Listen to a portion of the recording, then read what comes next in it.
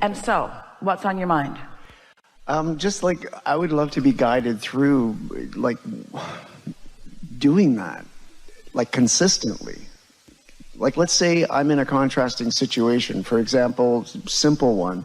Woke up in the morning, been traveling, flying, you know, and not sleeping, and then you get up and you're like, oh no, you know, like you're kind of in a place, which I'm not in that place now, but I still feel the essence of who I am and everything. Depleted in that experience that you're describing. Yeah. Well, that's what we were talking about. If you're not going back to the replenishing well, then you get depleted. And if you're looking for others for replenishment, you always get depleted. And so you've got to go to the good feeling thoughts for replenishment. It really is only that. So let's take that situation. Let's calibrate it. You've been traveling, you've been doing your thing, and you didn't say the word, but we felt it in your vibration. You've been sacrificing. You've been doing what needed to be done for the good of whatever. And there's been some resentment going on, some pleasure too, but some resentment going on, and an awareness that from your point of view, you're giving too much for what you're getting back. That's the vibration that we felt from you there. Accurate? Yeah, you can't lie up here, I'll tell you. So you sort of got worn out, and then you awakened. Now, you awakened into a day that wasn't demanding that much of you. So you could sort of play it however you wanted, but you're so accustomed to pleasing others and playing that sacrificial role that you started doing it even though this was a day you could have totally replenished if you would have given yourself a chance to do that. And there was no one else making serious demands on you. It's just your habit of making demands on yourself. And so that's the situation, and you feel depleted, and you feel discouraged, and you feel taken advantage of, and you feel like you're sacrificing, and you feel like life should be more fun than it's been being. And you feel like you're not getting your fair share. You feel like you're putting out more effort than you're getting back, and something's jacked up here. And you're the only one who has ever felt that way.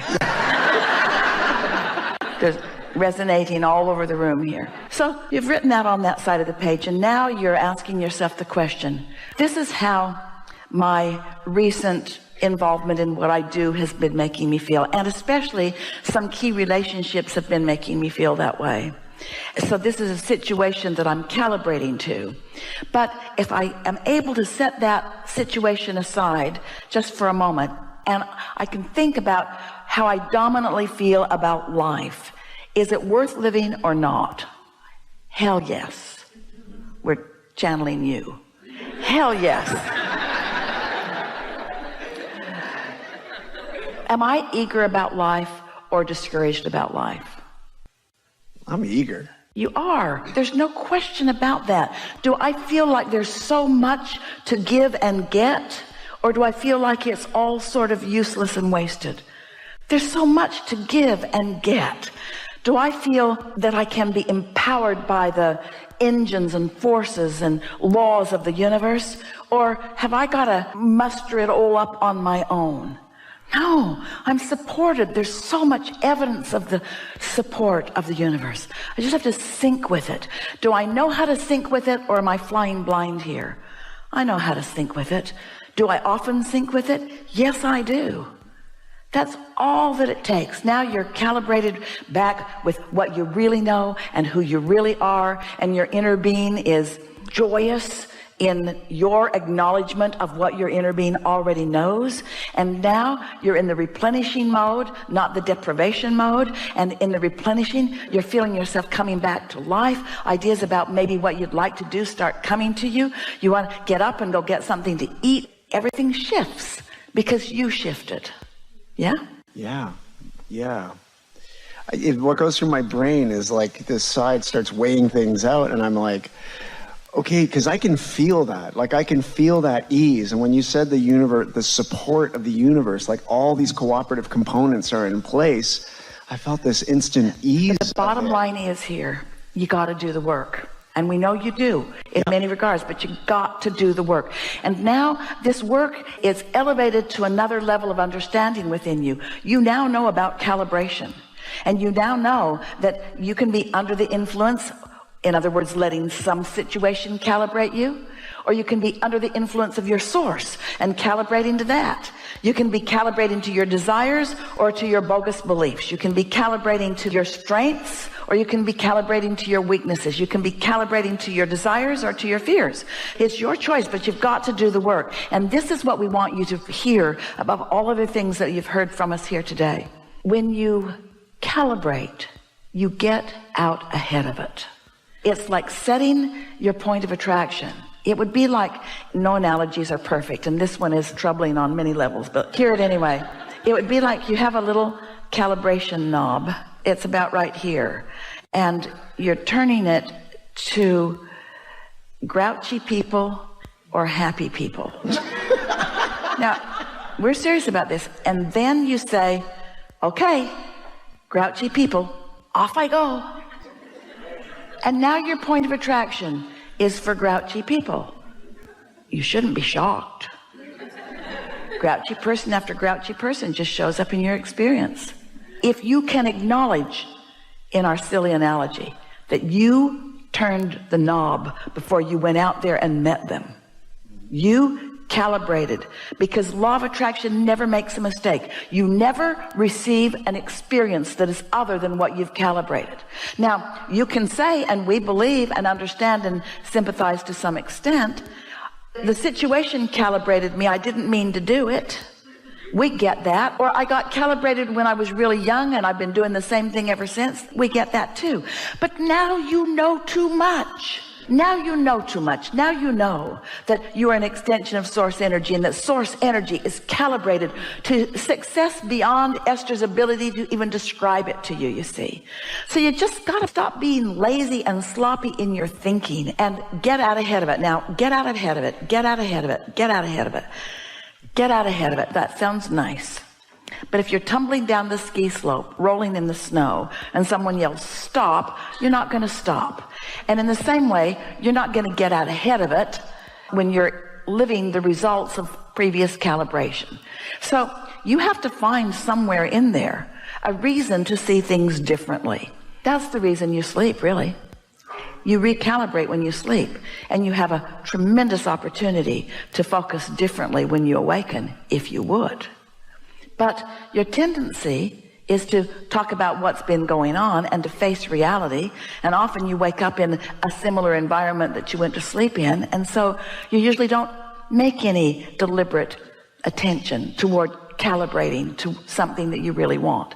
Most of you let your environment calibrate you. We've been saying this to you for a long, long time.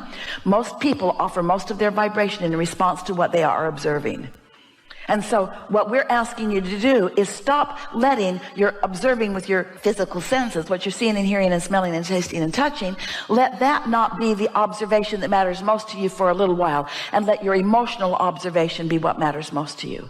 Start observing what's in the ether. Start observing what's in your vortex. Start observing what your inner being knows. Start observing who you really are. Well, how do you observe something that hasn't manifested yet? Do you use your eyes? No. Use your sonar. Use your emotional sonar. In other words, it's a vibrational sensor that lets you know. Use your ability to see in the dark. Use your ability to see what is not yet manifested. Airplanes fly all the time and they can't see where they're going, but they're using sensors so that they know where they are in relationship to where they want to be. You've got that. You have emotional sonar. You can tell if it feels good, keep going that way. If it feels bad, make some new decisions about the direction that you're pointed. You see what we're getting at? Of course you do. It's so obvious. You know too much to slip back into the complacency of just regurgitating what is. So somebody comes up to you because they're part of your gravitational pool, because you've been thinking about them, and they present to you what they usually present, but you are now different. You're now different. So you can now commiserate with them. You can seek harmony with them. You can try to get them to understand that you understand what they understand, if you want to. Or you can feel the offness of it, and you can just give them a welcome smile and understand where they are and say, you know, I got to get going.